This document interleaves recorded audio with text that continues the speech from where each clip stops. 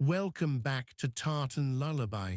I'm Archie, and tonight there's a long, quiet story waiting for you. Before we begin, take a moment to settle in. Find your pillow. Soften your shoulders. Let the day go. Tartan Lullaby tells slow stories of Scotland. Real places, real years, real people, told gently enough to fall asleep inside. There's no music tonight, and no need to follow every word. If you drift off in the first few minutes, the rest will play on quietly without you. That's how it's meant to be. If these stories are a quiet corner you find yourself returning to, a subscription would mean a great deal, and it helps us keep making them. The artwork you see throughout tonight's story is available as a print in our Etsy shop, if you'd like to bring a little of Scotland onto your walls. When you're ready, close your eyes and we'll begin. The journey is a long one. It always has been for a Scot heading west. There are the hours of travel, the changing skies, the slow shift from grey Atlantic air to something warmer and stranger. But beneath the surface practicalities of flights and coaches and unfamiliar streets, the journey carries a weight that is harder to measure. It carries 28 years of waiting. For almost 3 decades, Scotland had watched from the outside. The world's great tournament had come and gone year after year without a blue shirt on the field. Other nations took their place in the draw, played their games, and went home. Scotland waited, and the waiting became part of the fabric of things. It settled in, as waits sometimes do, and became a kind of quiet persistence. Then the call came again. The details of how or when are not what this night is about. What matters, in the soft and unhurried hours before sleep, is simply the fact of it. Scotland was going back, and the road led somewhere extraordinary, the warm, flat, sunlit peninsula at the edge of the continent, the place that had once been wild frontier country, a land of cypress swamp and Spanish garrison and Scottish merchant houses. Florida, of all the places the journey might have ended, it was Florida. There is something in that which deserves a moment of stillness. Scotland and Florida have a history together, though most people on either side have never thought to look for it. It is a history of traders and adventurers, of families that crossed the ocean and built something in unfamiliar soil, of a culture that found its way into the strangest corners of the American South and left its mark quietly, without fanfare, in the names of towns and the bloodlines of families and the memory of a people who always carried something of home with them. That history is the quiet companion to this journey. It moves beneath the noise of the present moment, older and slower and more patient than any single event. It is the story of the Scots who came before, the ones who did not arrive with flags and singing and blue paint on their faces, but who came with ledgers and deerskins and the cautious ambition of people who had learned to survive by being useful. Some of them came in chains, some came by choice, some came because they had no choice left. The story of Scots in America, like most stories of migration, contains all of it at once. It is not a simple story and it does not have a simple shape, but it is a real one. And tonight, as Scotland arrives on American soil once more, it is the right one to tell. Let the sound of it settle over you now. Outside somewhere, The sun has gone down over the Gulf of Mexico, and the warm night is stretching itself across a landscape that Scots helped to make. The names are still there if you know how to read them. The history is still there if you know where to look. We are going to look. Let the images of the journey drift past like clouds, the departure gates and the long hours over water, the first sight of a green and humid coastline, the unfamiliar warmth, the different light, the sense of having arrived somewhere that is genuinely elsewhere. That feeling of elsewhere is important. It is what emigrants felt too, all those generations ago. It is what the first Scots in Florida felt. When they stood on the edge of a continent they were still learning to read, and looked south into country that no European map had ever properly drawn. The night is long and calm. Let us move slowly through it together. Scotland is here. Scotland, in a sense, has always been here. The thread runs further back than you might think, and it is to the beginning of that thread that we now turn. There is time for everything. There is time to understand how the connection between these two places, so apparently different, so apparently far apart, actually came to be. Let the breath slow, let the shoulders drop. We begin at the beginning. Long before the flags arrived, the commerce did. The history of Scots in America begins not with soldiers or emigrants in the way we usually imagine, but with trade. The earliest documented Scottish presence in what would become the United States is bound up with the rhythms of the Atlantic economy, the flow of goods across water, the weighing of pelts, the accounting of credit and debt between a new world and an old one. The records show that Scottish merchants were active in the American trade from the 1600s onwards, a generation and more before the great waves of emigration that would reshape entire landscapes. They came first as factors and agents, as men who understood that the Atlantic was not a barrier but a road. Where goods moved, Scots moved with them. The tobacco trade brought many of them south, to Virginia and Carolina and the low-lying coastal country where the soil was rich and the markets were hungry. By the early 1700s, historians note, Scottish trading houses had established a presence up and down the eastern seaboard, their networks stretching from the ports of Glasgow and Edinburgh to the warehouses and wharves of the colonies.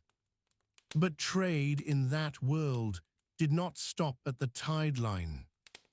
To the south and west, beyond the plantation counties and the tidewater settlements, lay an enormous interior, a vast, poorly mapped country of forest and river and grassland, inhabited by nations whose trading networks predated European arrival by centuries.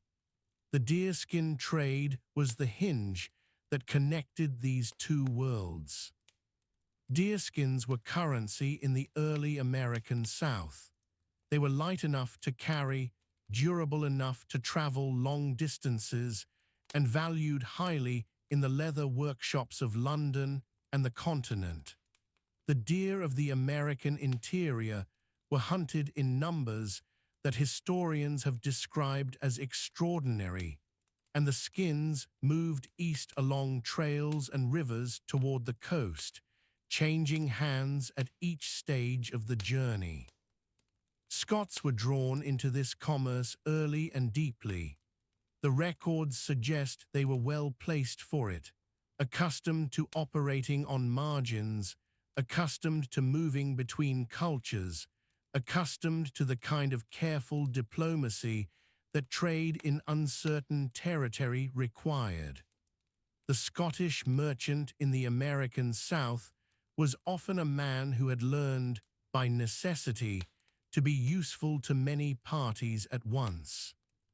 This was not a romantic arrangement.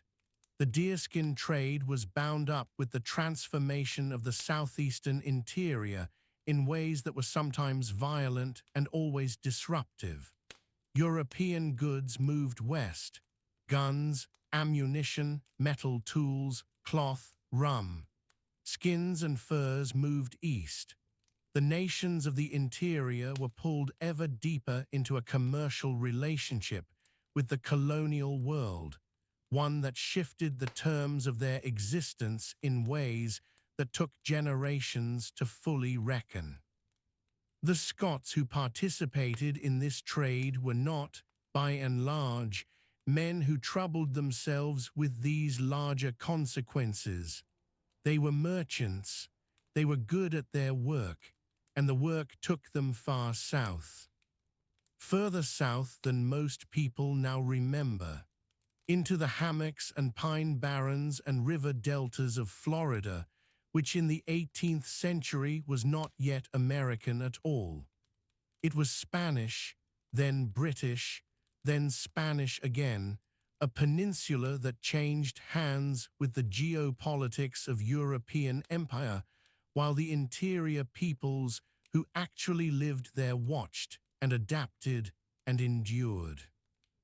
The Scots arrived in Florida's story not as conquistadors or colonists in the ordinary sense, but as the people who kept the commerce moving. When the political ground shifted, as it so often did in that contested corner of the continent, the Scottish traders were often the ones who stayed, because the trade did not care which flag flew over the fort at St. Augustine. The trade cared about access, about trust built over years of careful dealing, about the knowledge of which rivers ran where and which towns lay at their bends, and what the people who lived there needed and what they had to offer. That knowledge, accumulated slowly and at some cost, was the real capital of the Scottish merchant in the American South. It could not be carried away in a ship. It lived in relationships, in debts honored and promises kept, in the long, slow architecture of reputation. By the second half of the 1700s, the deerskin trade had made certain Scottish names familiar across an enormous territory, familiar to the Creek Nation and the Seminole, to the Choctaw and the Chickasaw and the Cherokee, familiar to Spanish governors and British officers and colonial planters, familiar, in short, to everyone who mattered in the southeastern interior. Those names would soon be tested by history. The American Revolution changed everything and nothing.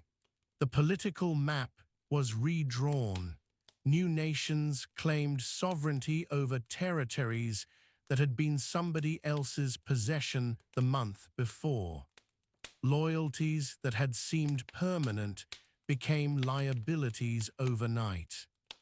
For the Scottish merchants who had built their lives and their businesses in the colonial South, the Revolution was a crisis. Many of them had been loyal to the British Crown, not from deep political conviction always, but because the Crown had been the source of the licenses and protections that made their trade possible. When the war ended and the United States emerged, these men were on the wrong side of a new border. Some of them went to Canada, some went to the Caribbean, some went south into Florida, which was not yet part of the new republic and would not be for another 40 years. Florida offered something the new United States did not: a continuation, a place where the old networks might still function, where the Indian trade might still be conducted under Spanish protection, where the knowledge and the relationships that had taken decades to build might yet be worth something. And so the story that had begun in the tobacco warehouses of Virginia and the counting houses of Carolina found its next chapter in the sun-bleached streets of St. Augustine and the harbor of Pensacola.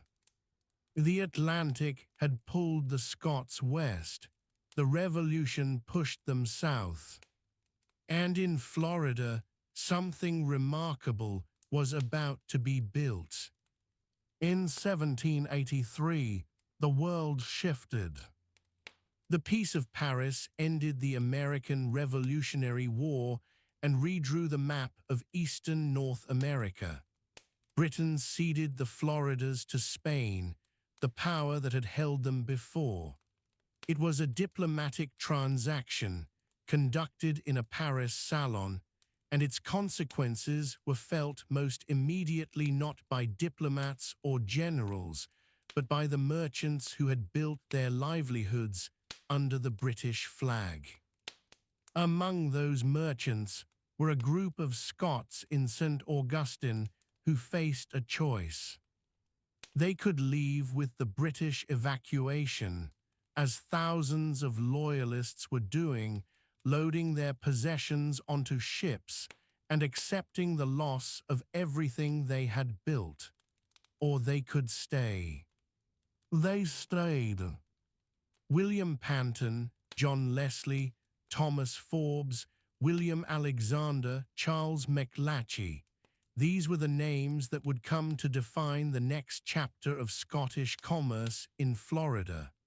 They were loyalists, merchants, men who had made themselves indispensable to the trade of the southeastern interior.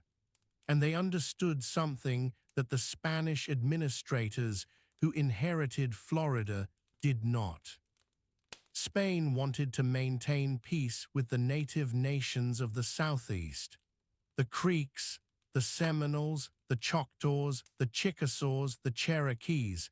These were peoples of considerable military and political power, whose goodwill was not guaranteed and whose hostility could destabilize the entire region. Trade was the instrument of that goodwill. European goods, reliably supplied and fairly priced, were what kept the relationship functional. But Spain had no infrastructure for this trade and no merchants ready to conduct it. The networks, the relationships, the credit lines, and the knowledge of the interior, all of it resided in the hands of the loyalist Scots who were about to be evacuated. The Spanish governors were practical men. They struck a deal. Panton, Leslie and Company received a monopoly on the Indian trade of East Florida and later West Florida as well. They were granted the right to import goods duty-free through Spanish ports. They were authorized to operate under the Spanish flag even though they remained, in their own hearts and habits, very much Scottish. It was, historians note, an arrangement of considerable pragmatic elegance. Spain got the peace it needed, and the Scots got to keep their business. The firm moved its headquarters to Pensacola, on the Gulf Coast of West Florida, in 1785. From that base, their operation expanded in ways that are, even now, difficult to fully grasp in their scope. The trade routes ran north from Pensacola along the rivers and trails of the interior, reaching the creek towns of present-day Alabama and Georgia, the Seminole villages of central Florida, the Choctaw settlements of Mississippi, the Chickasaw towns above the Tennessee River, the Cherokee country of the Appalachian foothills. The goods that moved west along these routes were the standard currency of the frontier: guns and powder, iron tools, cloth and blankets, and rum. The goods that moved east were primarily deerskins, along with some furs and other forest products. It was the same exchange that had driven the southeastern trade for generations, but now it was concentrated in the hands of a single firm with a monopoly protection from a European empire. By 1795, the records show the annual value of the firm's business exceeded $200,000. That was an enormous figure for its time and place, a measure of how completely Panton, Leslie and Company had come to dominate the commerce of the southeastern frontier. They were not, it should be said plainly, a benevolent institution. The firm owned enslaved people, as was common among merchant enterprises of the era. It advanced the strategic interests of Spain against the expanding United States, trading influence and information as well as goods. It was a business of its time, shaped by the moral frameworks and the brutal structures of its time, and it must be understood in that light. The men who ran it were not heroes, but they were consequential. Their consequentiality is the point. For 4 decades, from the early 1780s to the early 1820s, the firm that William Panton and John Leslie built was the dominant economic institution of the southeastern interior. Presidents of the new United States had to reckon with it. Spanish governors depended upon it. The nations of the interior conducted their diplomacy partly through it. It was, in its strange and specific way, one of the most powerful commercial enterprises on the North American continent south of the Tobacco Lords of Virginia. And it was run by Scots. That is not a boast. It is simply a fact that deserves to be held in the mind for a moment.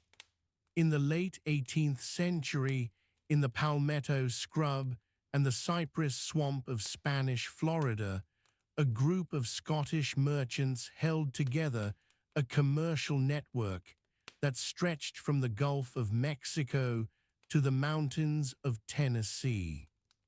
They did it through knowledge, through patience, through the cultivation of relationships over years and decades, and through a certain hard-headed pragmatism about who was in charge and what they needed. The Spanish were in charge. They needed the trade. The Scots provided it. The nations of the interior needed European goods.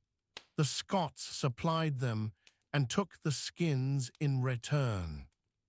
It was not a just arrangement in the way we might understand justice now, but it was a functional one, and it held a volatile region together for longer than it had any right to.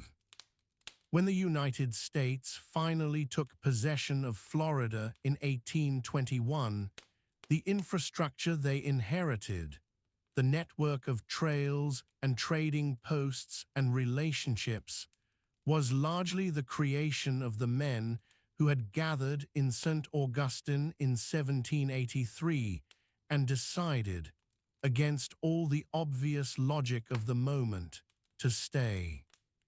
William Panton died in 1801. John Leslie carried the business on. Thomas Forbes eventually gave his name to the Forbes Purchase, one of the largest private land grants in American history. The firm itself dissolved in the early 1820s, overtaken by the politics that finally made Florida American. But the traces remained.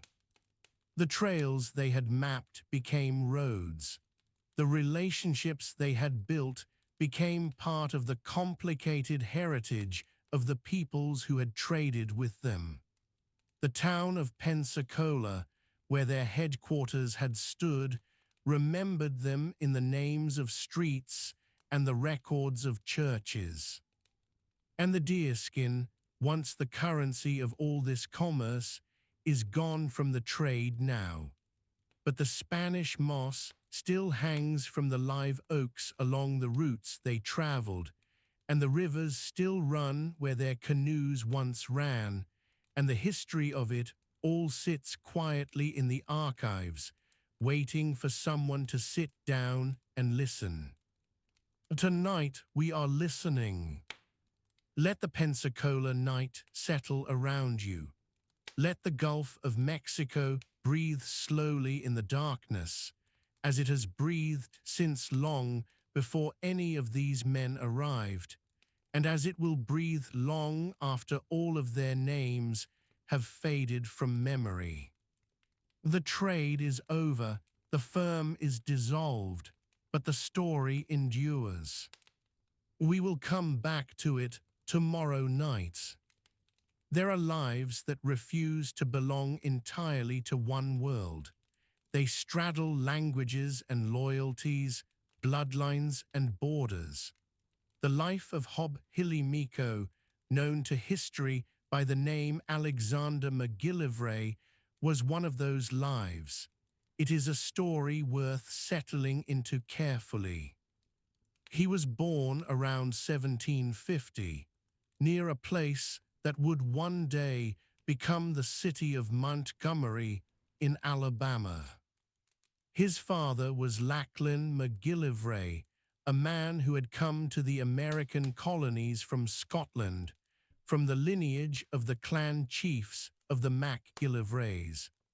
Lachlan traded in deerskins, moving through the long pine forests and river country of the southeast, building wealth and connections through patience and commerce. His mother was Sehe, a Creek woman of the Wind clan, one of the most respected of the matrilineal clans of the Muskogee people. In Creek tradition, belonging passed through the mother.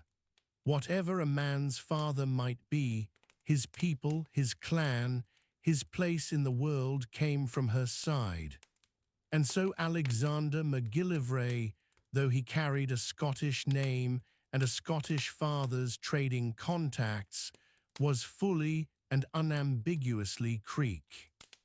He was educated in the colonial manner. He could read and write.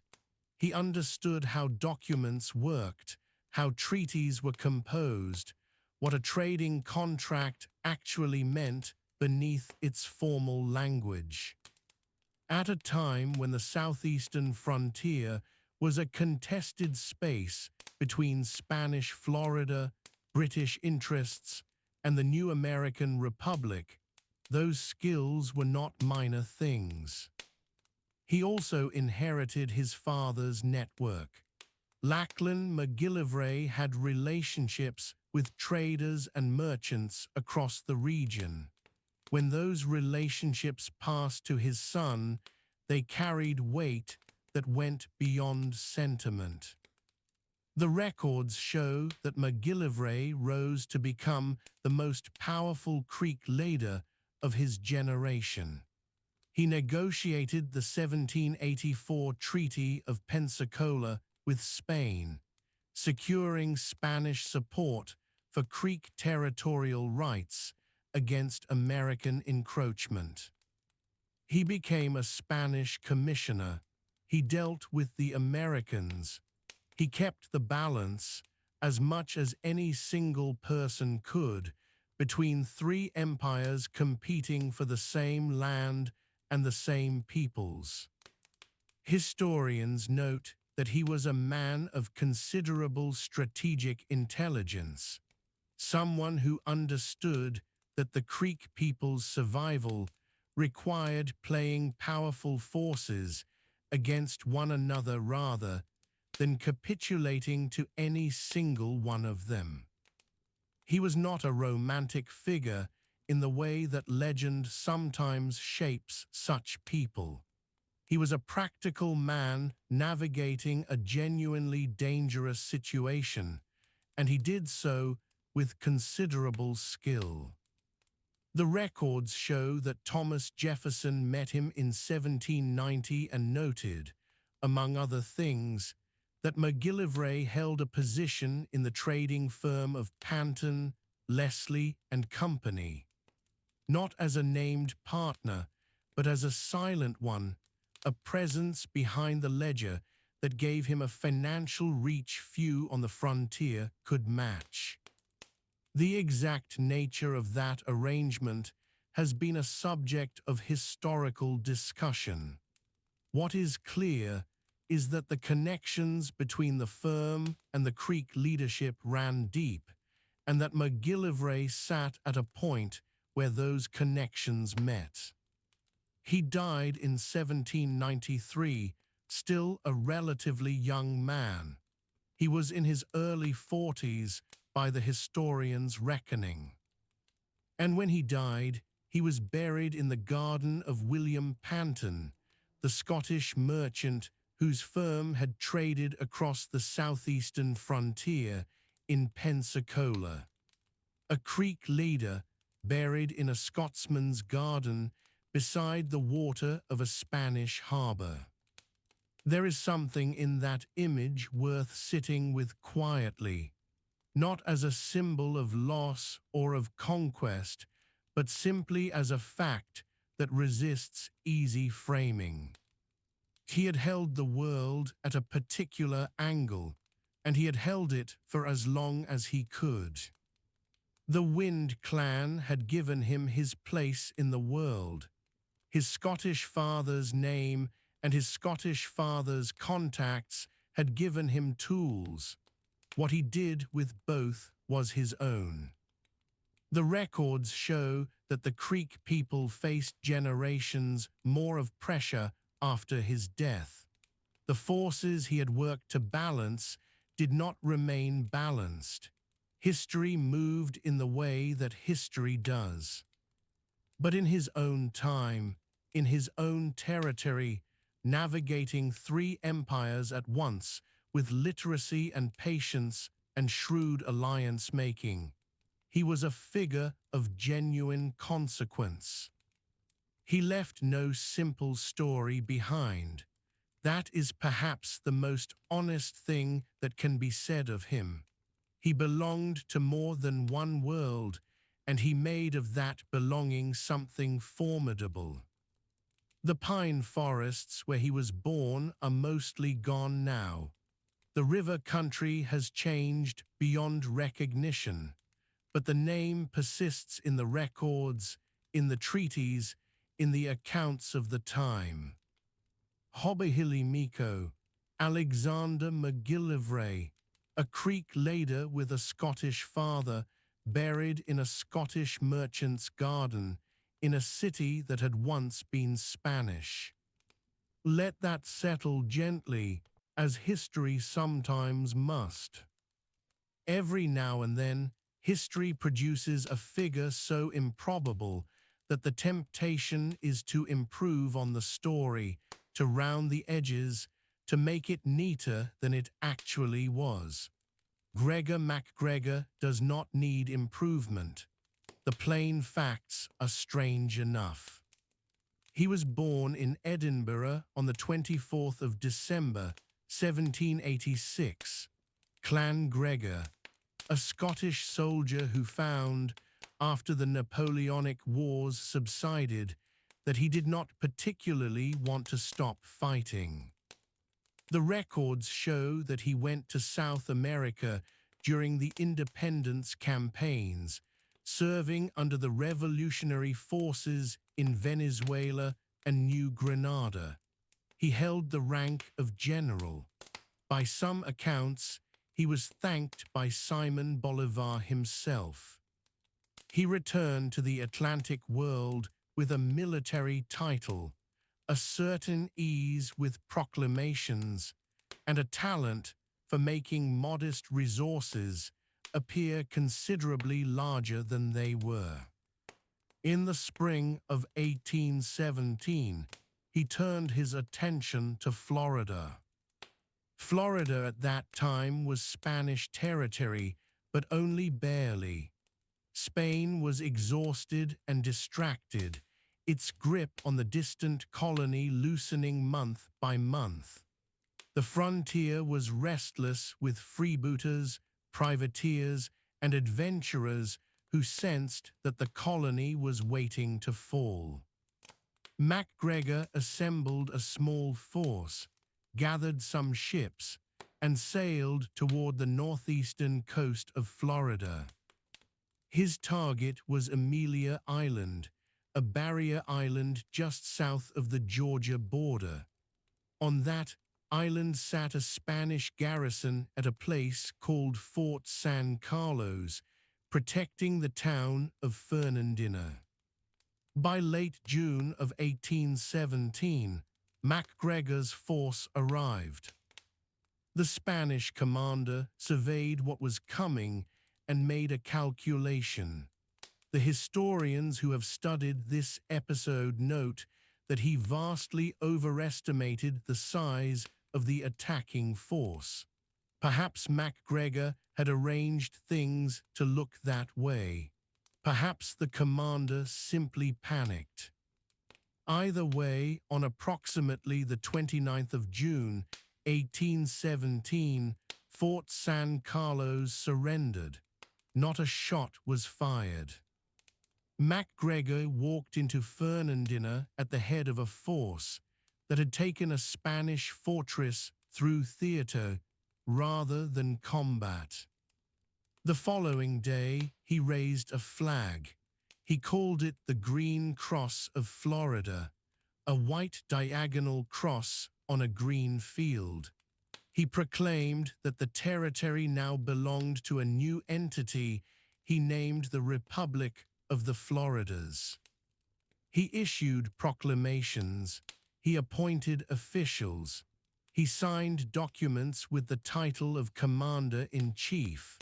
For a few weeks, on a strip of Barrier Island off the northeastern Florida coast, there was a republic that existed almost entirely in the mind of one Scottish adventurer. Then the money ran out. MacGregor had expected backing that did not fully materialize.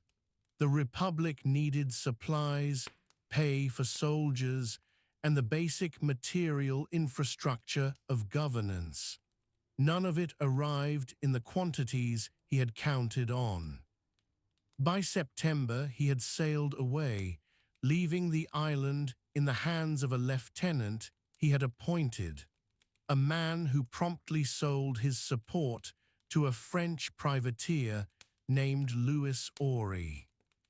By December 1817, United States forces had arrived and taken the island themselves, announcing they were holding it in trust for Spain.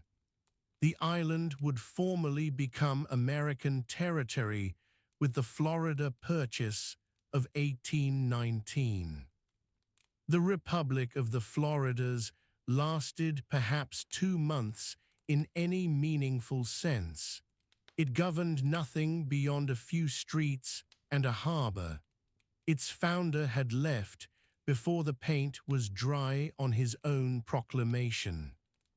MacGregor sailed on to other schemes, other proclamations, other flags. He was not yet finished. The story of Amelia Island was, in the longer view, merely a rehearsal. But in June 1817, for a brief and genuinely peculiar moment, a man from Edinburgh had stood in a Spanish fort on a Florida island, planted a green and white flag in the ground, and declared that a republic had come into being. The commander who had surrendered without a shot was perhaps the most rational actor in the entire episode. He had weighed what was in front of him and decided it was not worth dying for. He was right about that, at least. The Republic was not worth dying for because it was not, in any lasting sense, real. What MacGregor was, and what the records show rather clearly, was a man with considerable charm, a military bearing that impressed people, and a gift for conjuring the appearance of authority from very thin material. He was a charlatan, not a hero. The Green Cross flew over Amelia Island for a matter of weeks, and then it was gone.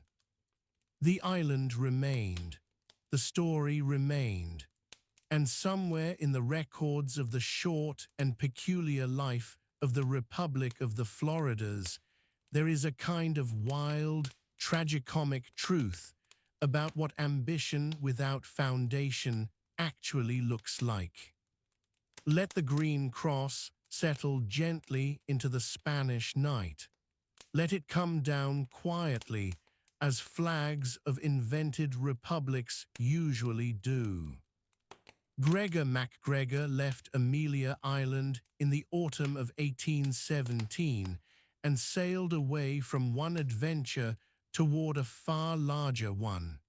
What came next was not merely improbable. It was, by the reckoning of historians, one of the most brazen confidence tricks in recorded history. He returned to Britain. He needed money, and he had a gift for presenting himself in ways that made money flow toward him. By 1820, he was constructing a story. By 1821, it had taken full shape. The story was this. He ruled, he said, a nation in Central America. It lay on the coast of what is now Honduras. It was called Pies. He had documents. He had maps, printed and detailed, showing the capital city of St. Joseph, with its cathedral, its bank, its government buildings, its streets. He had a guidebook to Pies, describing a fertile land of easy farming and mild climate. He had a title. He called himself the Cazique of Pies, a cazique being, by his account, something like a prince, a sovereign of a sovereign state. He sold land grants in pies. He sold Piasian dollars, a currency he had printed himself.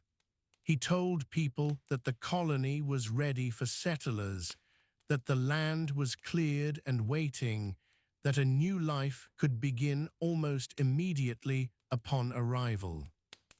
The people who listened were not fools. They were cautious and practical people looking for something real. They checked what they could check. The references and the documents seemed to hold. The maps were plausible.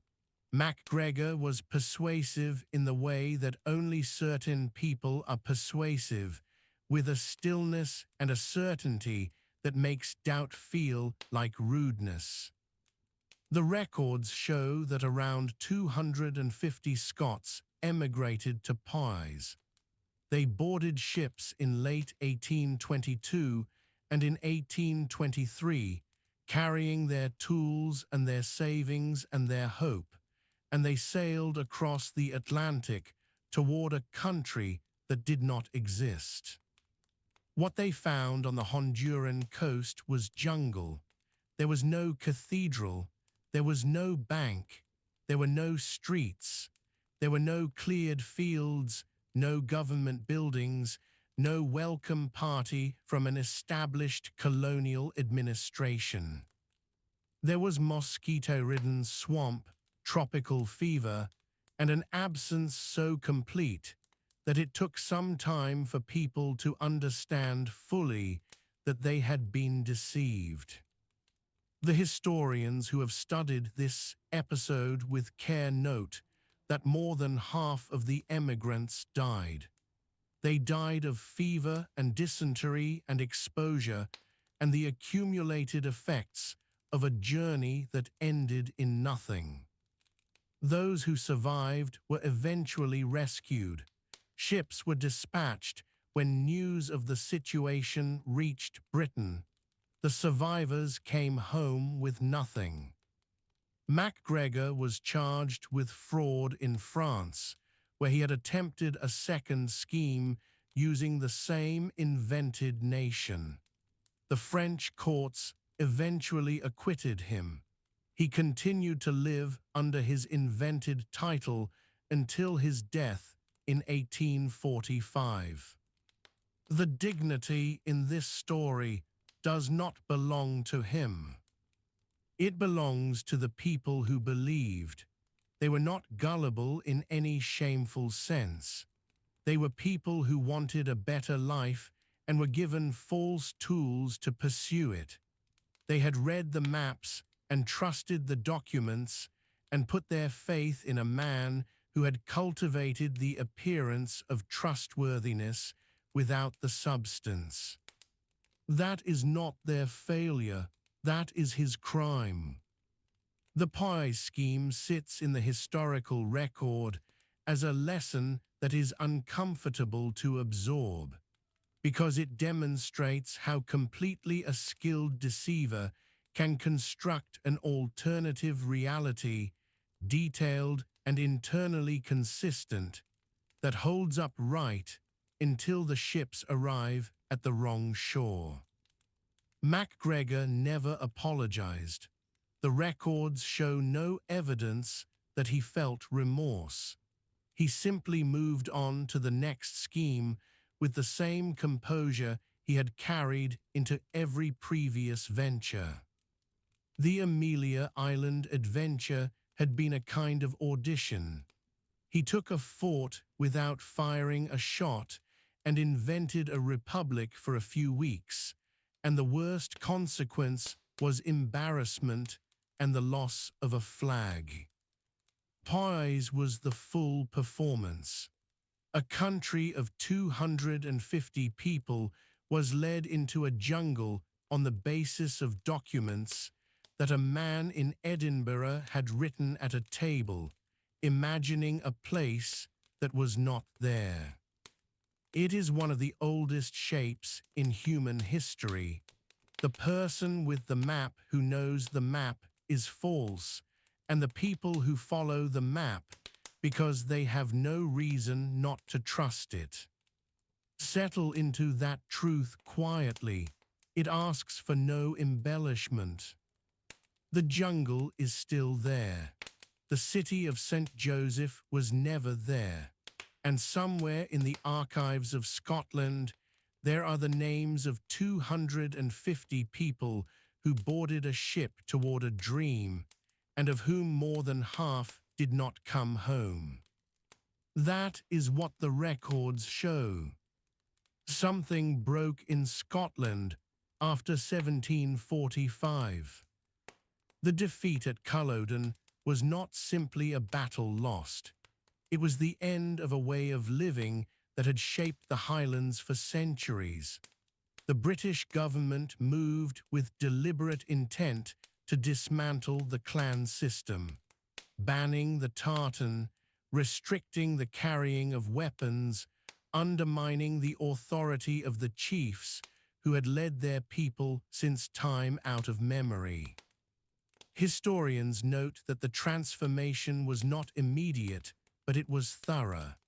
Within a generation, the relationship between landlord and tenant that had defined Highland life was rewritten along purely commercial lines.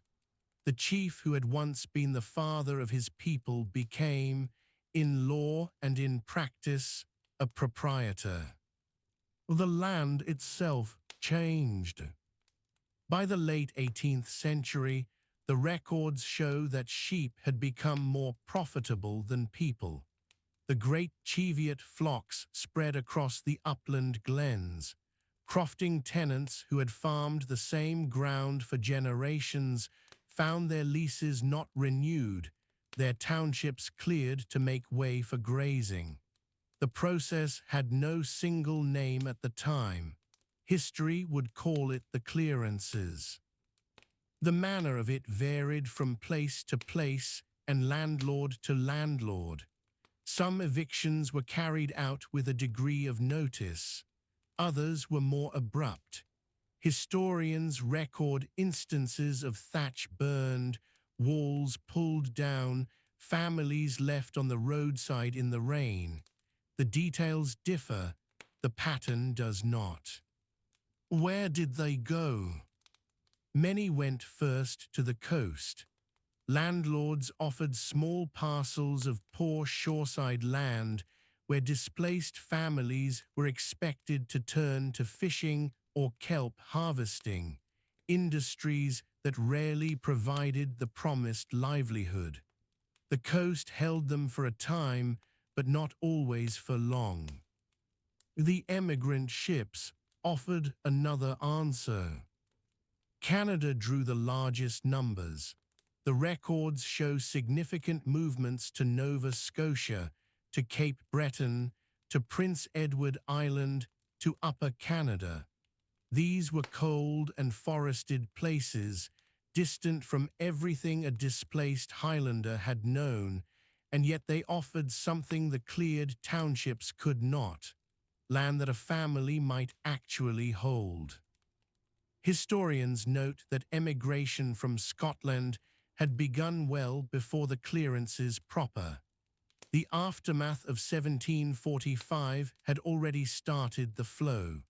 Some left voluntarily, choosing the risk of the New World over the diminished life of a post-Culloden Scotland. Others were pushed. The boundary between choosing to go and being compelled to go was, for many families, impossible to draw cleanly. The crossing itself was an ordeal that the records make plain, and that no amount of distance makes easier to read about. Vessels in the emigrant trade of the 18th and 19th centuries were not built for the comfort of their passengers.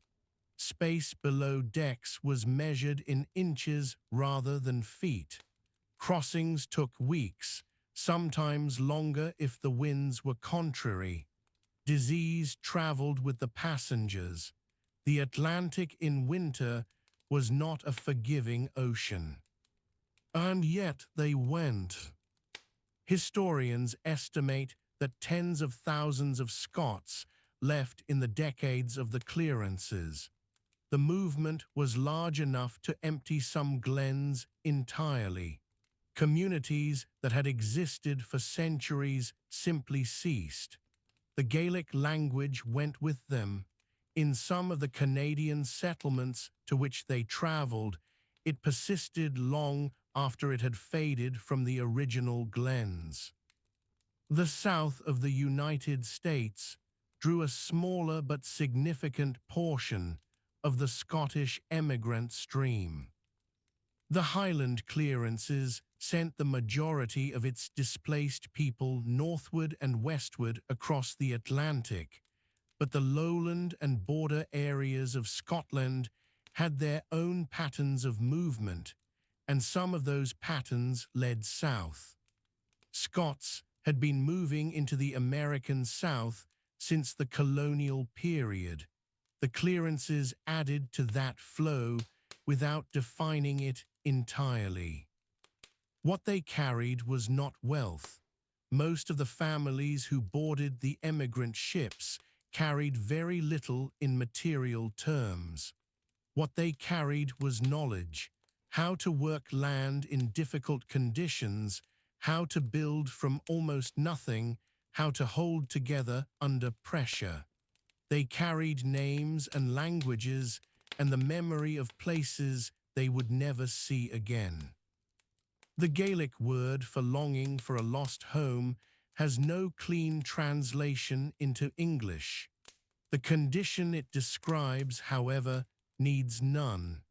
It is recognizable across every culture that has known displacement, and the Scots who left in those decades knew it as well as any people have.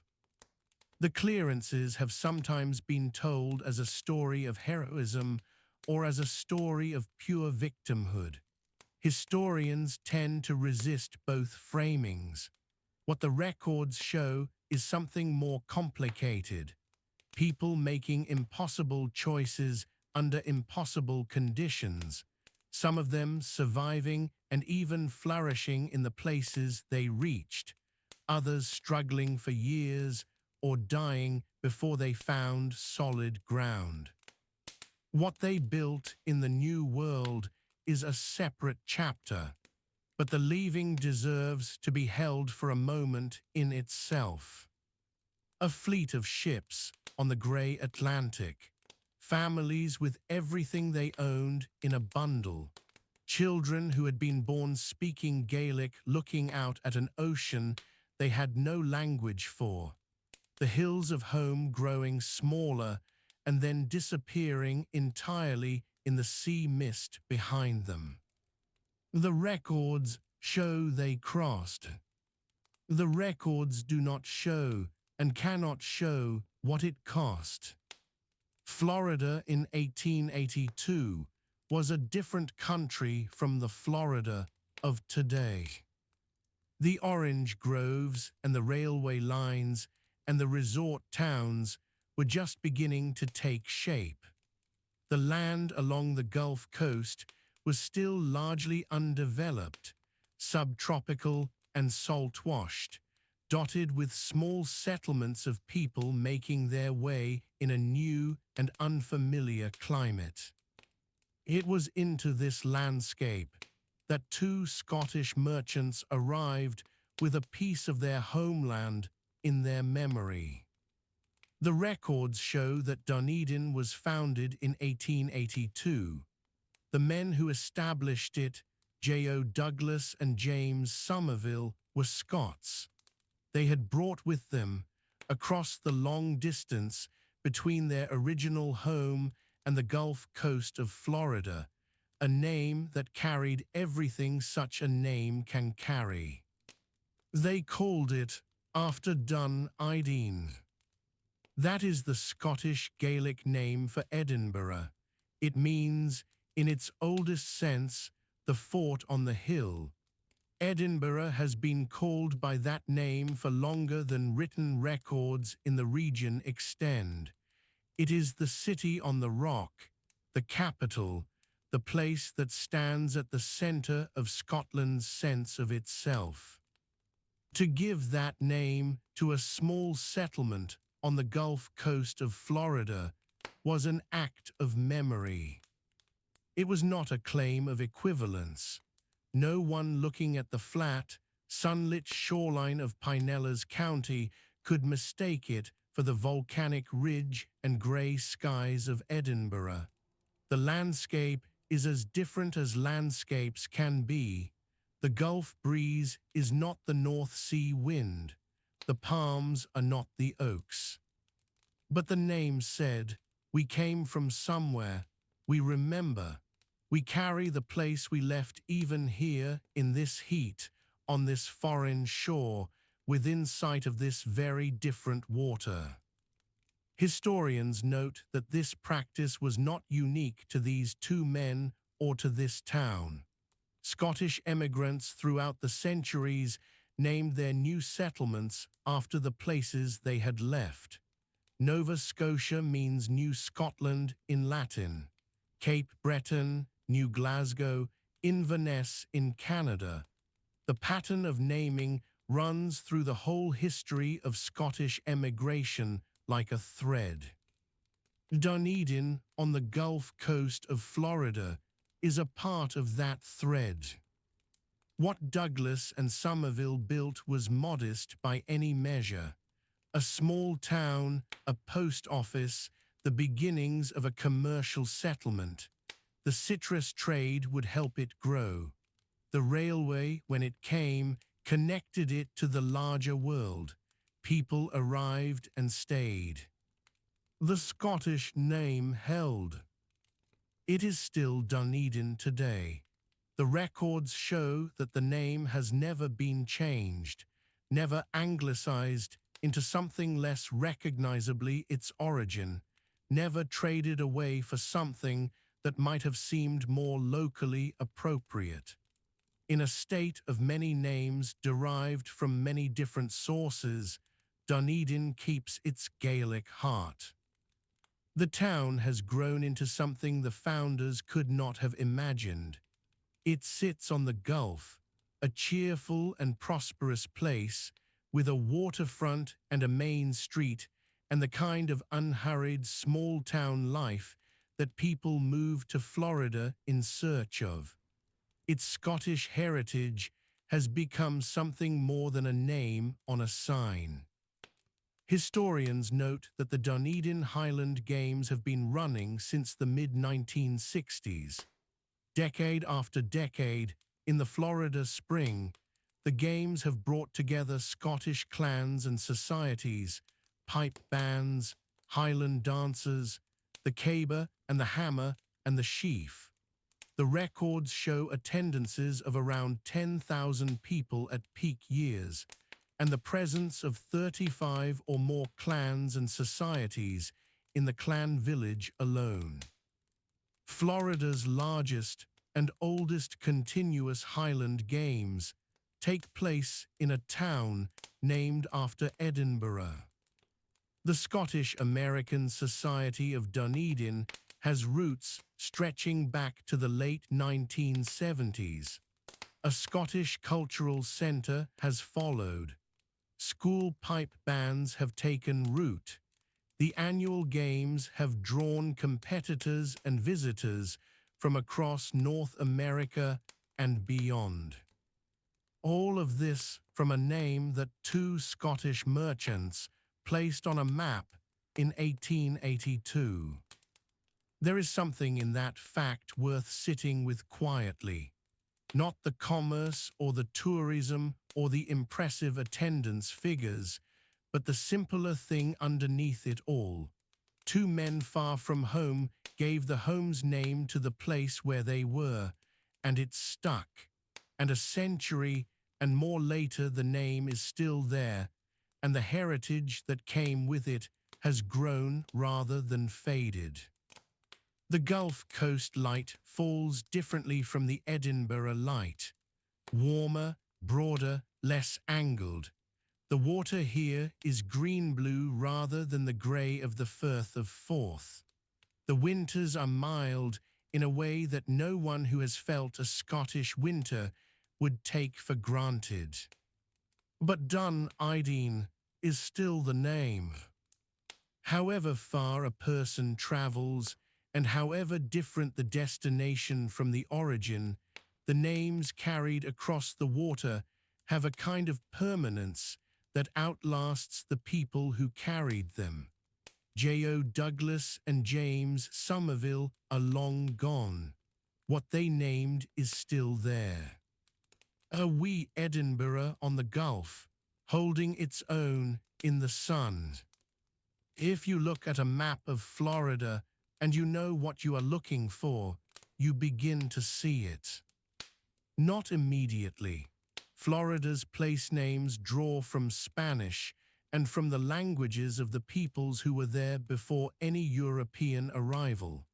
There is Tallahassee and Tampa and Okeechobee. There is the Suwannee River and the Apalachicola and the Caloosahatchee. These names are older than any Scottish connection to this land, and they are the bedrock of the state's geography. But scattered across that bedrock, if you look, you find the other names. The records show at least 5 Florida place names with clear Scottish origins: Dunedin, Inverness, Aberdeen, Paisley, Dundee. 5 points on the map where Scottish emigrants, or their descendants, or those who admired what they had left behind, placed a name from home onto the Florida landscape. They are not close together. They are not a colony or a district. They are scattered across the state, connected only by what they reference and by the story they collectively tell about who came here and what they carried. Inverness sits in Citrus County, inland and north of the Gulf Coast. It takes its name from the Highland capital, the city at the mouth of the River Ness, the gateway to the Great Glen. How a Florida inland town came to be called after one of Scotland's most distinctively Highland cities is a question the records answer only partially. What is certain is that someone made that connection, thought it fitting, and the name remained. Aberdeen is a name that crosses continents. The original Aberdeen sits at the mouth of two rivers on Scotland's northeast coast, a granite city of considerable distinction. The fact that its name appears in Florida speaks to the wide reach of the Scottish emigrant experience. Aberdeen as a name was common enough across the diaspora that finding it in Florida requires no particular surprise. What it signifies is membership of a larger pattern. Paisley is a town in Renfrewshire, west-central Scotland, historically known for its weavers and for the pattern that bears its name, a teardrop or pine motif that became one of the most recognizable textile designs in the world. A Florida town called Paisley carries that heritage quietly, without necessarily advertising the connection. Dundee, Scotland's fourth city, sits on the northern bank of the Firth of Tay. A Scottish Dundee on a Florida map is another thread in the same cloth. And then there is Dunedin, already considered in its own chapter, the most thoroughly Scottish of all these places, the one where the connection has been most deliberately maintained. Historians note that this kind of diaspora place naming was neither planned nor coordinated. There was no authority deciding which Scottish names would appear on American maps. The decisions were local, often made by a few individuals in a founding moment. The choice of someone who came from Inverness or from Dundee or from the Aberdeen coast, and who saw in a new settlement an opportunity to leave a mark of origin. The names are small monuments. They do not announce themselves. A traveler driving through central Florida might pass through Inverness without registering the connection, might fill a car with petrol in Dundee without thinking about the city of jute and marmalade on the banks of the Tay. But the connection is there. For the people who placed those names on the map, the naming was an act of identification.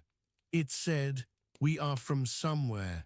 The somewhere is now far away, but we have not forgotten it, and we will not let it be forgotten here."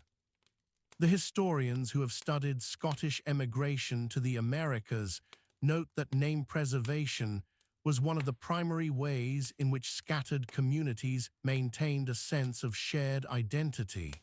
When a clan gathering took place, the names of the home glens and towns were spoken. When a church was built, it might be named after a saint venerated in Scotland.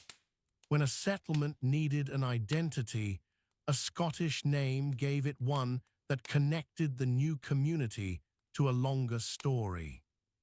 Florida is not Scotland. The comparison does not hold in climate or landscape or historical depth. But Florida's Scottish place names suggest that for some of the people who arrived here, the goal was never to forget Scotland. It was to build something new while keeping the old name in view.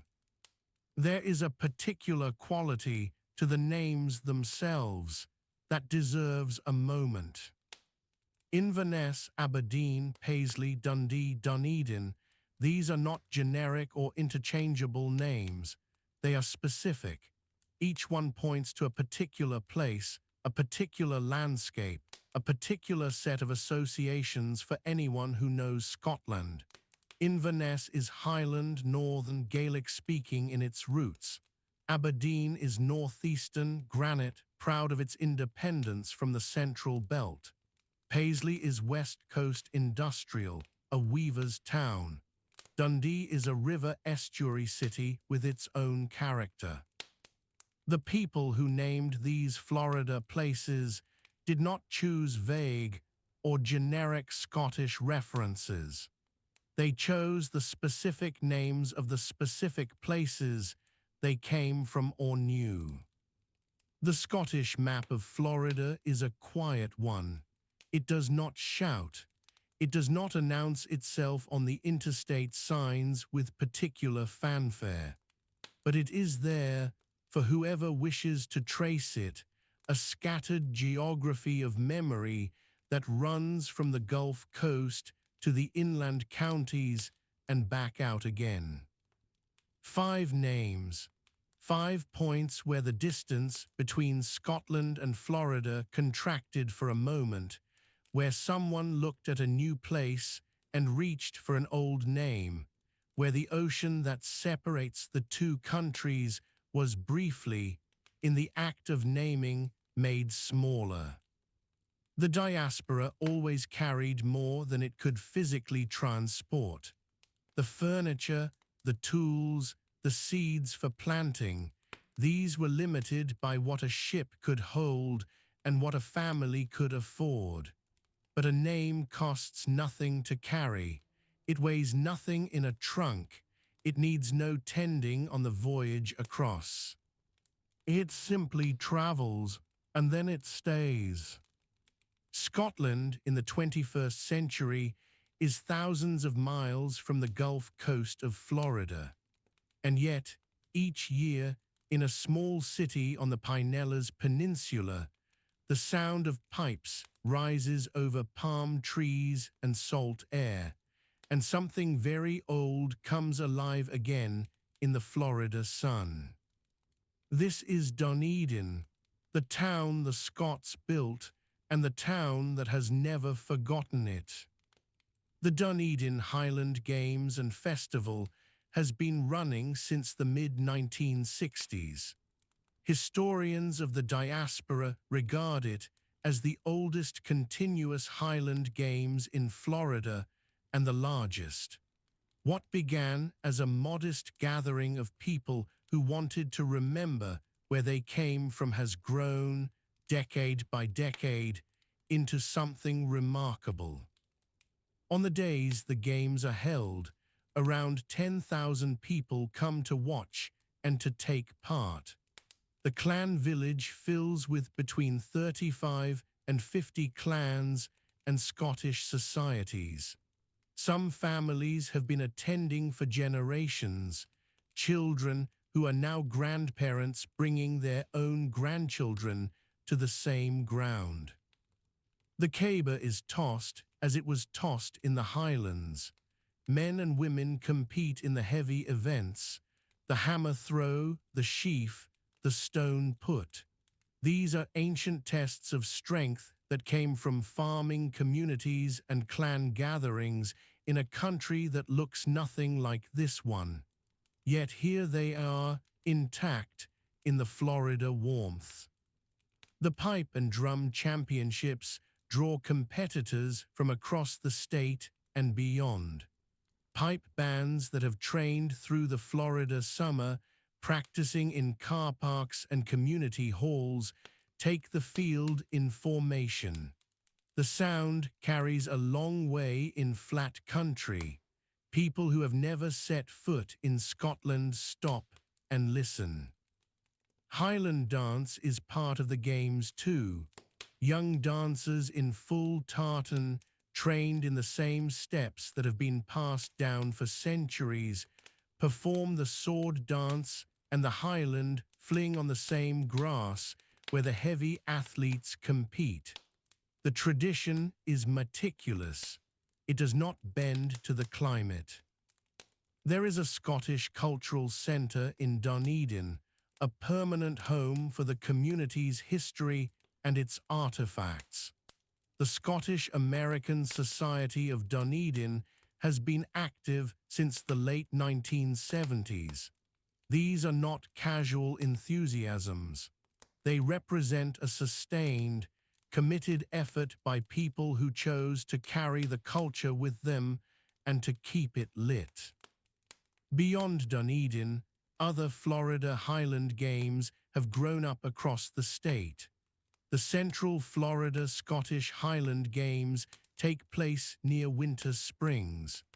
The Northeast Florida Scottish Highland Games are held at Green Cove Springs. Each of these events is a gathering point, a place where the thread between Florida and Scotland is held up to the light and confirmed still intact. There is also a date in the calendar that matters to Scottish Americans across the country. The 6th of April is Tartan Day.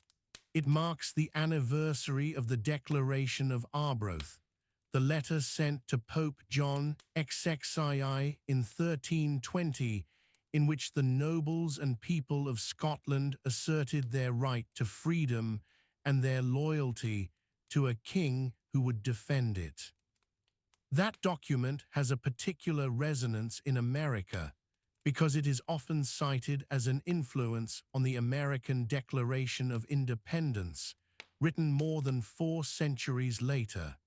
Historians note the parallels of language and argument, the assertion of liberty as something that cannot simply be surrendered, the appeal to a higher authority than any single king or ruler.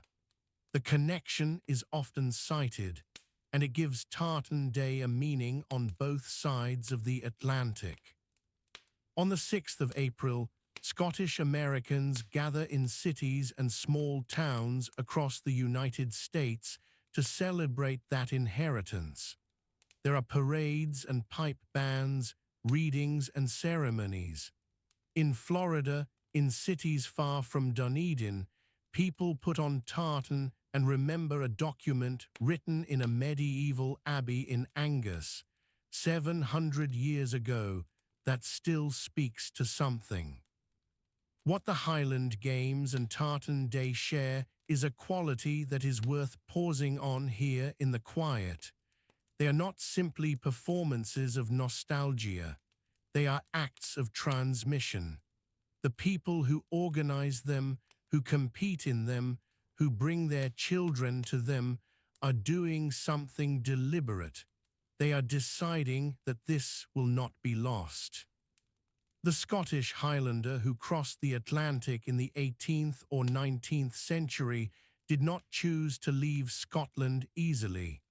The crossing was hard, the destination uncertain. What they carried was not weight or wealth. It was language, music, story, the names of the places they had left. Some of those things faded. Some were set down quietly under the pressure of a new life in a new land. But some were kept, handed from parent to child, from grandparent to grandchild, carried into a new century, not in a trunk, but in practice, in the doing of it. The Highland Games are the doing of it. The pipes at Dunedin are the doing of it. Florida has its own warmth, its own particular light, its sprawling palms and long flat horizons, nothing like the grey hills of Sutherland or the lochs of Argyll. And yet the culture took root here. It found the ground it needed in the small Scottish town on the Gulf, in the games that have run without interruption for 6 decades, in the clan village where strangers discover they share a name. The Scots who came to Florida, in all the ways and centuries we have moved through tonight, brought something that proved harder to leave behind than they might have expected. And the people who gather each year in Dunedin, in Winter Springs, in Green Cove Springs, on the 6th of April in cities across the Sunshine State, are the proof of it. The flame here has been kept. There is a number that stops people when they hear it for the first time. 25 million. Historians and demographers who study the Scottish-American diaspora estimate that around 25 million Americans carry Scottish ancestry. That figure is an estimate, clearly hedged. Census self-identification places the number considerably lower, because many people have simply lost track of where their family came from. The demographic estimate, drawing on patterns of emigration, surname distribution, and historical records, puts the true figure much higher. 25 million is the working estimate, and it is the one that puts the scale of the crossing into perspective. To understand what that number means, it helps to set it beside the population of Scotland itself, which is a little over 5 million. The diaspora in America alone is estimated to be 5 times larger than the country it came from. That is not unusual for a small nation with a long history of emigration, but it is still, when you sit quietly with it, a remarkable thing. These 25 million people did not all come from the same place or the same time. They are the descendants of every strand of the story we have been moving through tonight. Some carry the blood of the earliest Scots who came to the American colonies, the merchants and planters and traders of the 17th and 18th centuries, who built their lives in the Carolinas and Virginia and Georgia before there was a United States at all. Their descendants are Americans now in every sense, some with no conscious connection to Scotland remaining, others who have kept a name or a fragment of family memory across 300 years.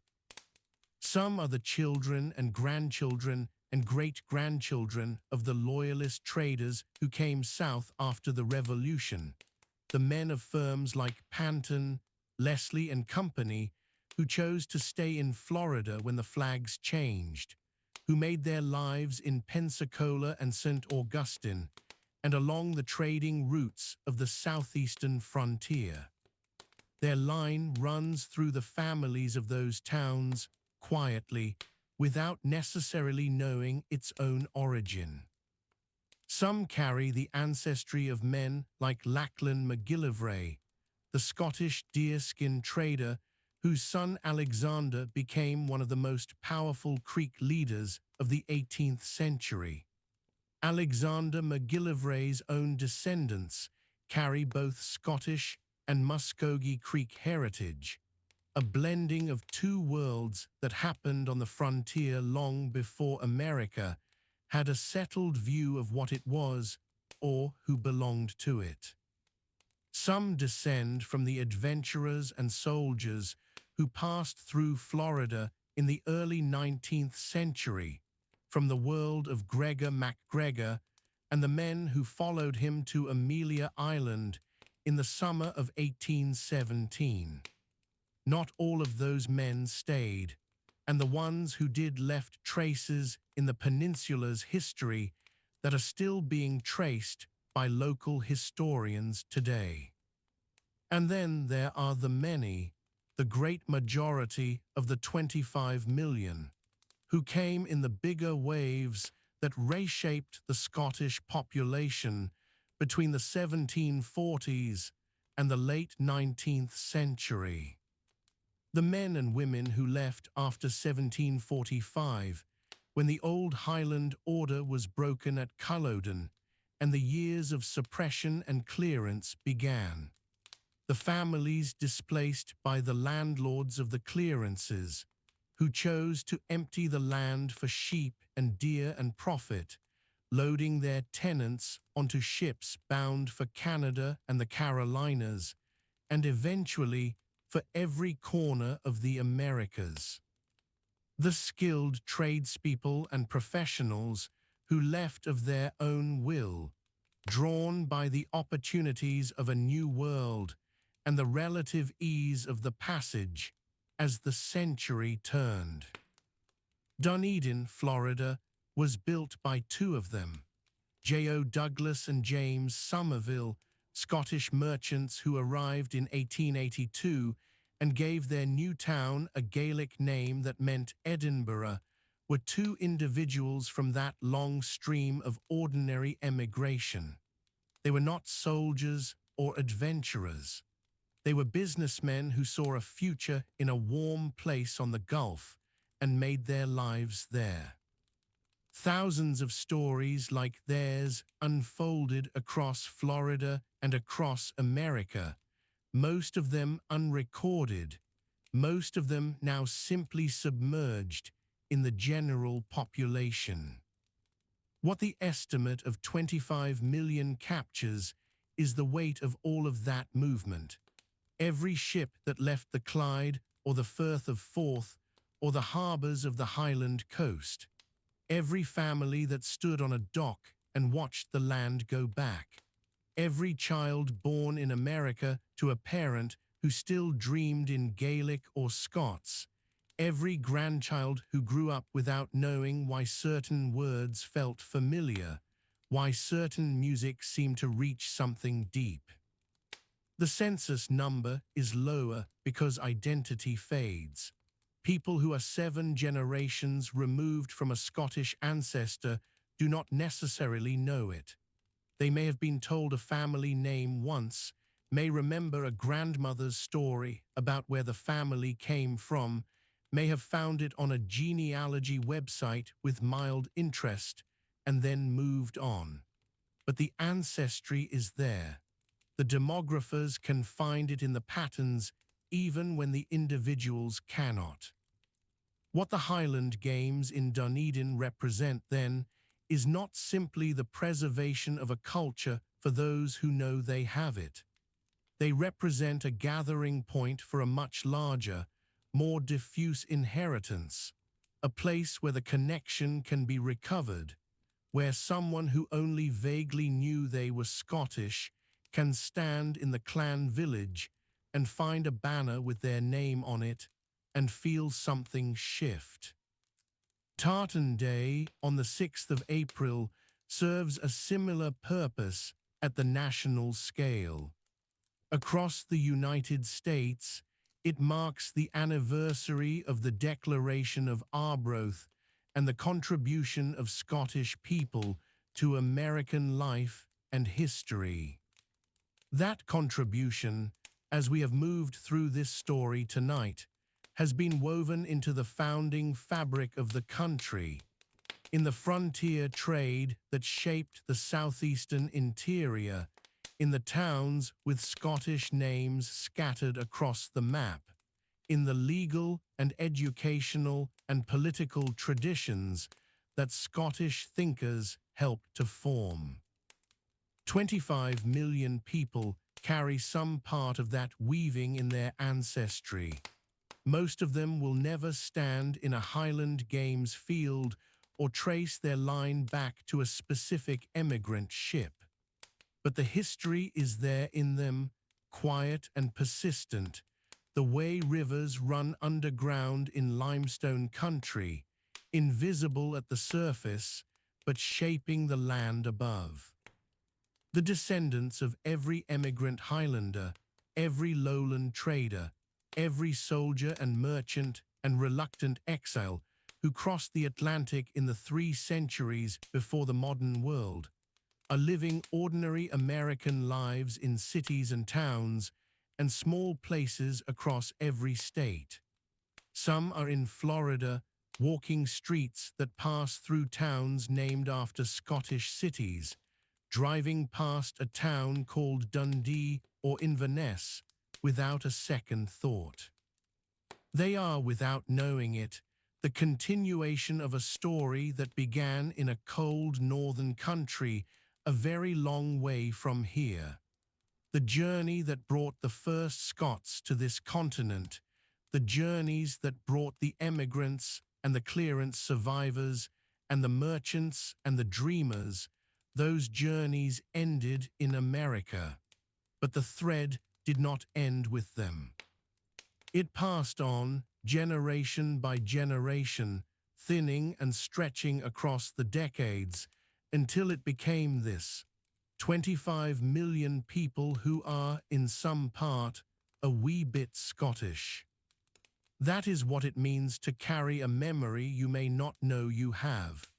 The emigrant ships sailed, and the people on them were changed by the crossing, and their children were changed again by the new world, and so it went down the years.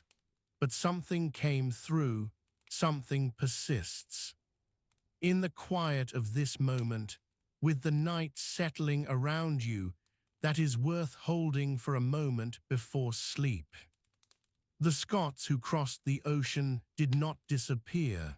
They became America, and America, in this small and quietly astonishing way, is still a little bit Scotland. The name came first. Somewhere around May 1971, by the records, a newspaper used the phrase Tartan Army in print for the first time.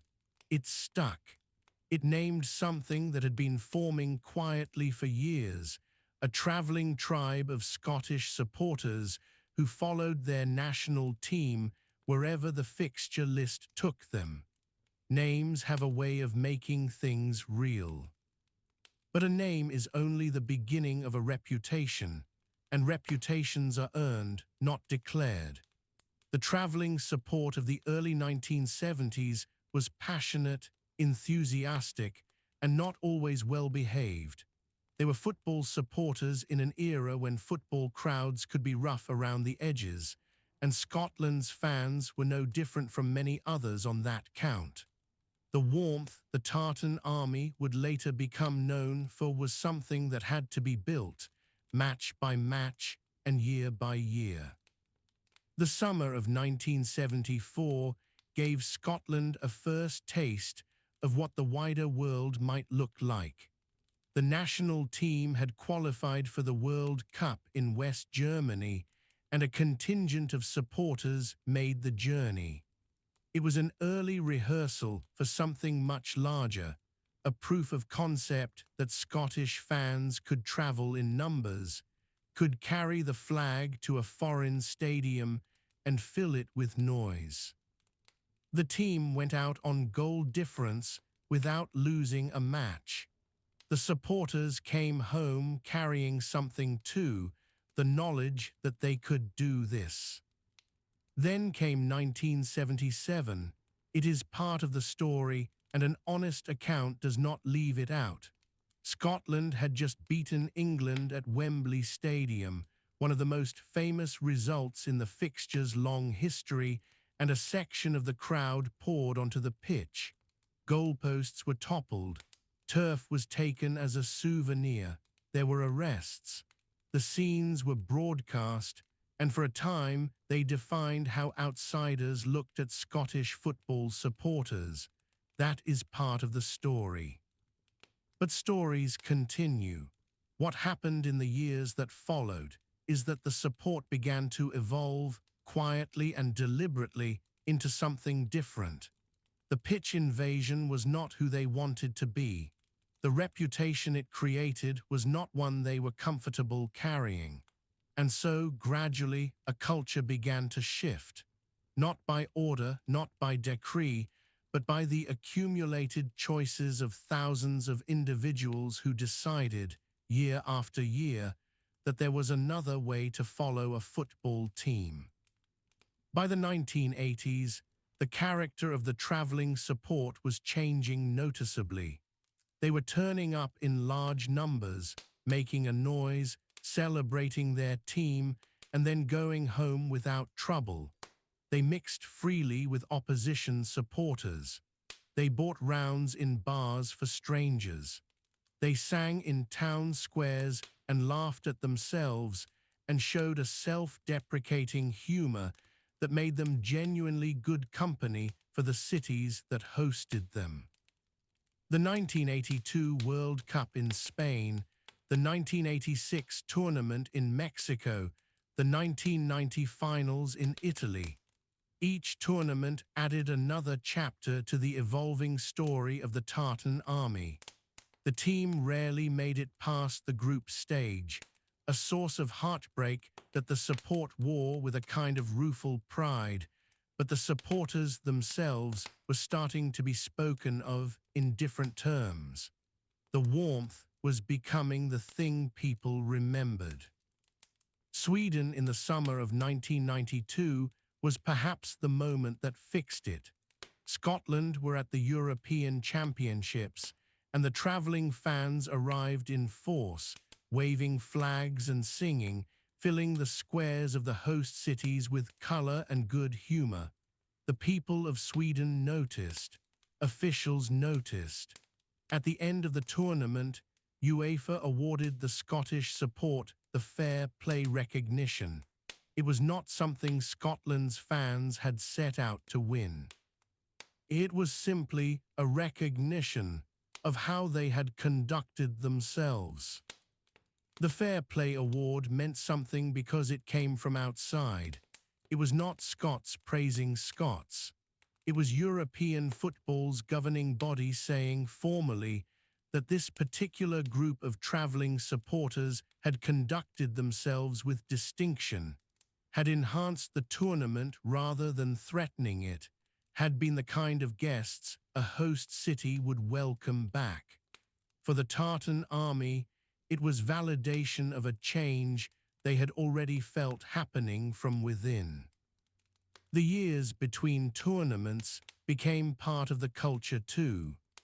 Away trips that had no World Cup or European Championship at the end of them, qualifier matches in small countries where a few hundred Scotland supporters would turn up, be received with surprise and delight, and leave behind the impression that Scottish fans were something special.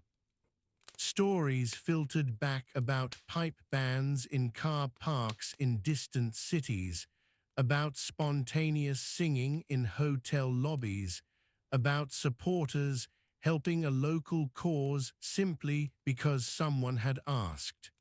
The warmth was not a tournament day phenomenon. It was everyday. By the mid-1990s, the Tartan army had developed its own internal culture and its own organizations. Networks existed for arranging travel, for coordinating with local clubs and bars in host cities, for helping supporters navigate foreign cities. There was a sense of shared identity, of belonging to something larger than a group of fans watching a football match. Following Scotland had become, for many thousands of people, one of the central pleasures of their year.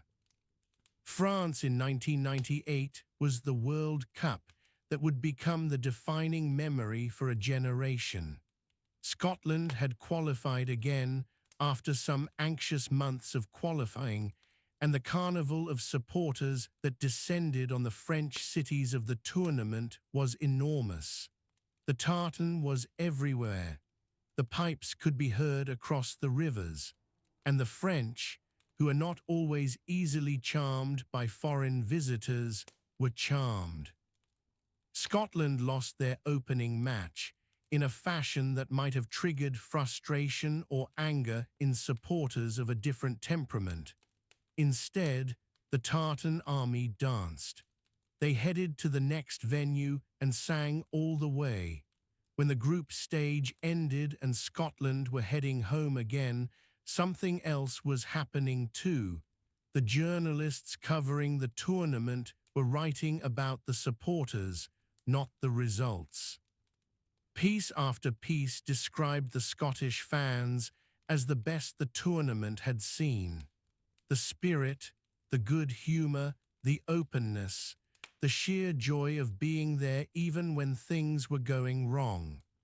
The 1998 World Cup in France is widely regarded as the moment the Tartan army was named, formally or informally, the best supporters at a World Cup.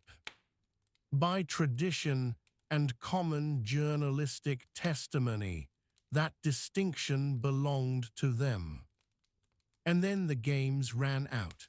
Scotland failed to qualify for the next tournament, and the one after that, and the one after that again. The years stretched on, quietly devastating for supporters who had come to love the carnival of a major finals, who had built their summers around the idea of gathering in some foreign city and following their team with flags and songs and open hearts. 28 years would pass. A generation would grow up never having seen Scotland at a World Cup. But the culture endured. The club that is the Tartan Army does not need a World Cup to exist. The away trips continued to lesser tournaments and qualifying matches, keeping the spirit alive through the long years of absence.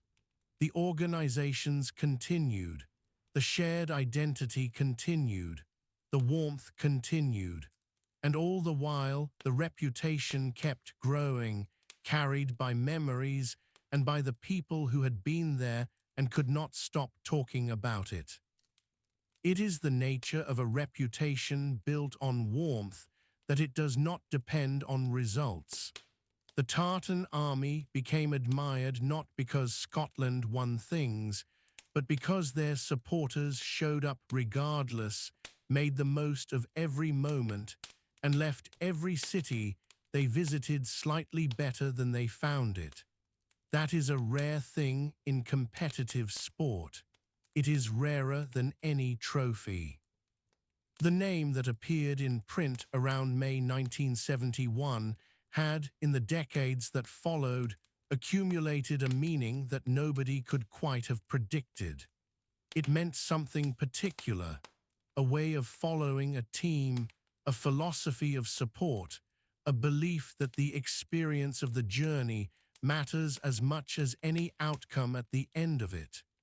The Tartan Army had become, by the evidence, something genuinely worth being proud of. The ships that left Scotland did not always plan to return. That is the nature of emigration. You pack what you can carry, you say your farewells, and you set your face toward whatever is waiting on the other side of the Atlantic. The people who sailed away in the 18th and 19th centuries from the ports of the Clyde and the Forth and the Western Islands were not thinking about football.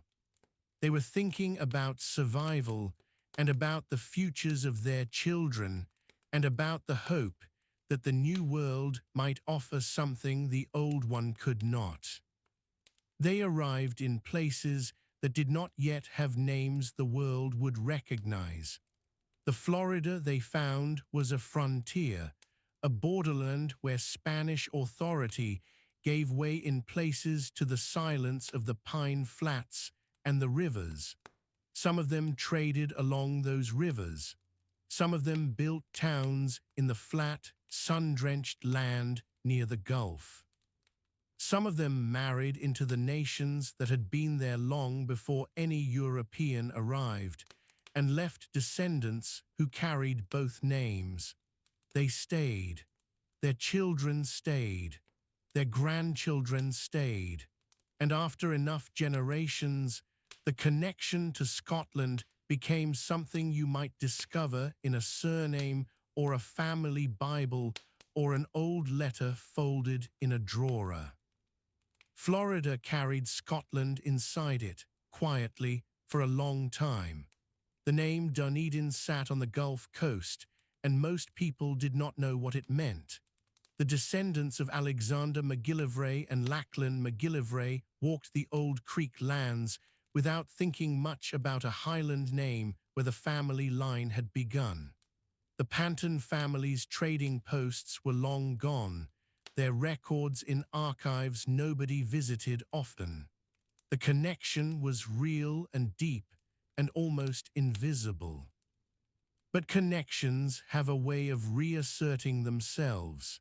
Every April, in the city on the Gulf that two Scottish merchants named after Edinburgh, the Highland Games would draw tens of thousands of people together. The pipes would play. The clans would gather. People who had never set foot in Scotland and who might not be able to point to the exact county their great-great-grandparents had come from would feel something stir.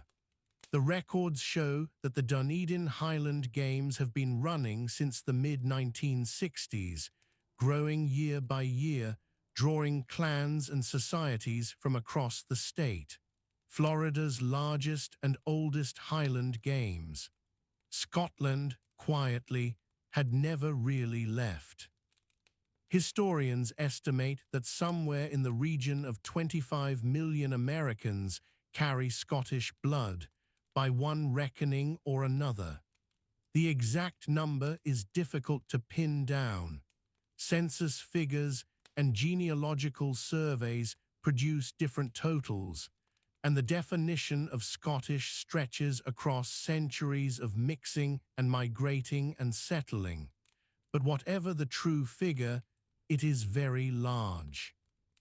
In the American South, in the communities that grew up along the rivers and the coasts where Scottish traders and settlers put down roots, that ancestry runs deep. Florida is no exception. It is, in a quiet and often unacknowledged way, a profoundly Scottish place. And so when word came that Scotland would be returning to a World Cup after 28 years, and that one of the matches would be played in Florida, the significance of that was not only sporting. Something older was being completed. The people who had sailed away were having their home team arrive on the same shores, for the first time in the lifetime of most living Scots. 28 years is a long time. A child born the last time Scotland played at a World Cup would be an adult now, might have children of their own. An entire chapter of Scottish life had passed without this. The supporters began making plans. The Tartan army, whose reputation had been built over decades of turning up in good spirit wherever the fixtures took them, had not forgotten how to organize a carnival. Hotels were booked, flights were arranged, bags were packed with flags and scarves, and the particular mixture of excitement and anxiety that follows Scotland's football team everywhere it goes. For many of them, this was the first time. For some of the older ones, it was a return to something they had last known in France in 1998, a feeling they had kept alive in memory for all the years since. The flight from Scotland to Florida covers an ocean that the emigrant ships once took weeks to cross. It covers it now in hours. The Atlantic that swallowed the sound of the pipes as the ships moved away from the coast is the same Atlantic that the supporters now cross in the dark, their bags in the overhead locker, the clouds below them silver in the moonlight. Distance has changed. The ocean remains. There is something particular about a diaspora moment, when a nation that scattered its people across the world finds those people and their descendants gathered in the same place at the same time. The Florida that receives the Tartan army in June 2026 is a place where Scots have been quietly present for more than 3 centuries. William Panton's trading routes ran through land that has long since been built over. The ground beneath Dunedin holds the memory of James Somerville and J.O. Douglas, who named it for home. MacGillivray's descendants are there, perhaps, in families who do not know which strand of their ancestry carries the Scottish connection. The past is underfoot. The supporters who arrive will not know most of this. They will arrive with their flags and their songs, looking for the nearest place that serves something recognizably familiar, ready to make friends with strangers and to turn a corner of an American city blue and white for a few days. That is what they do. That is what the Tartan army has always done, carrying Scotland into foreign cities with warmth rather than menace, leaving an impression that lasts longer than the result on the scoreboard. But underneath the carnival, there is a thread that runs much further back than any football tournament. It runs back to the ships. It runs back to the families who packed their lives into trunks and stood at the rail watching the Scottish coastline shrink behind them, not knowing if they would ever see it again. Many of them did not.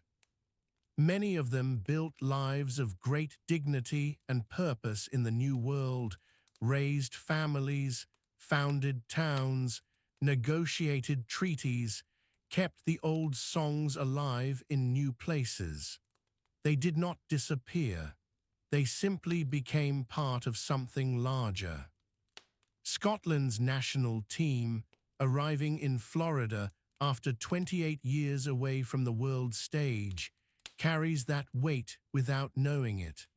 A football squad is not thinking about 18th century trading companies or the Creek Nation or the founding of a small Gulf Coast town.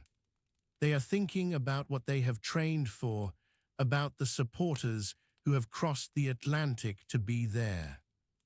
But history does not require anyone to be conscious of it to be present. It is simply there, in the ground, and in the names, and in the blood.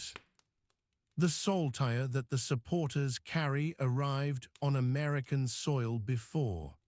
It came in the names stitched into the trading ledgers of Panton, Leslie, and Company. It came in the hearts of the families who stepped ashore after weeks at sea and began the slow work of making a new life. The version that arrives in Florida in June 2026 is a newer thing, brighter cotton and a cleaner blue, held up in the Florida sunshine by people who flew across the Atlantic rather than sailing. But it is the same symbol, the same diagonal white cross on blue, the same flag that Scotland has carried for centuries. There is a kind of continuity in this that does not need to be overstated to be felt. The Scots who built lives in Florida were not waiting for a football team to arrive and complete some narrative circle. Life does not work that way, and people at the time were not thinking in those terms. They were trying to trade, to survive, to build, to belong. But when you look back from enough distance, patterns emerge that were invisible to the people living inside them. This is one such pattern, a country that sent its people across the ocean, that contributed to the making of a new world in ways that are still only partly told, sends its football team and its singing, laughing, flag-waving supporters to those same shores in the 21st century. The descendants of the emigrants are there, or their neighbors are, or their cousins are. The pipes that play in Dunedin in April play the same tunes that were played on the docks of the Clyde 200 years ago. The long night settles over the Atlantic as another group of travelers crosses it, heading west. Sleep comes slowly when something you have waited for a very long time is finally about to happen. But it comes. The ocean below is dark and vast and ancient, and it has held this crossing before. It knows the way. Let the mind rest now, and let the story hold you gently, as stories do when they have found their ending. Full circle at last. The emigrant ships went one way. Now, after a very long time, something came back. That's where we'll leave it for tonight. The story is finished, but the night isn't, so let this play on as long as it helps. If Tartan Lullaby has been good company, you're welcome to subscribe so the next story finds you. There's no rush. If you'd like to see the landscapes that go with these stories, the art prints are at Tartan Lullaby Art on Etsy, with mood boards and stills on Pinterest under the same name. The links are in the description below. Until next time, thank you for listening. Sleep well, all is well.